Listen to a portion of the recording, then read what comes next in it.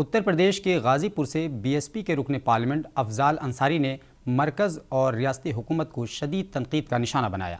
Afzal Ansari Jangipur assembly हल्के में सड़क के इफ्तिताही प्रोग्राम में थे।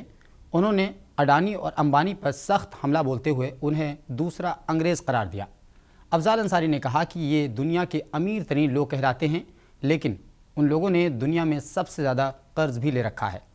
उन्होंने अवाम को मुखातब करते हुए कहा कि आप बेईमान लोगों से लड़कर काबू नहीं पा सकते, क्योंकि ये लोग मुल्क को ग़ुलाम बना देंगे। अब अंग्रेज़ मुल्क को ग़ुलाम बनाने नहीं आएंगे, बल्कि अडानी और अंबानी ही मुल्क को ख़रीद रहे हैं। उन्होंने बुलडोज़र के सवाल का जवाब देते हुए कहा कि सबसे ज़्यादा बुलडोज़र गाज़ीपुर में चलाए गए, जिसकी अलामत असम्बली में देखी जा सकती है। यानी बीजेपी को यहाँ से शिकस्त का सामना करना पड़ा।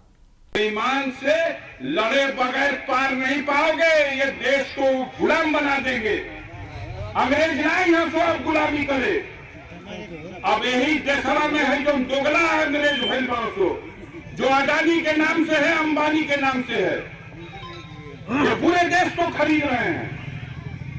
एक सत्य आपको बता के जाना चाहता हूं, नोट कर लीजिएगा, दुनिया में ऐसा चमत्कार नहीं होगा। जो धरती का सबसे बड़ा कर्जदार है, संपूर्ण धरती का सबसे बड़ा कर्जदार, उसका नाम अडानी है।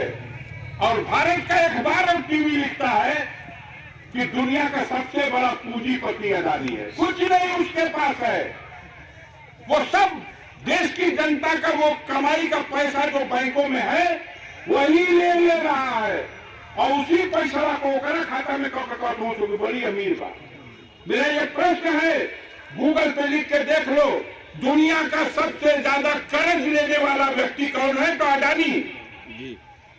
और दुनिया का सबसे अमीर कौन है? तो अडानी।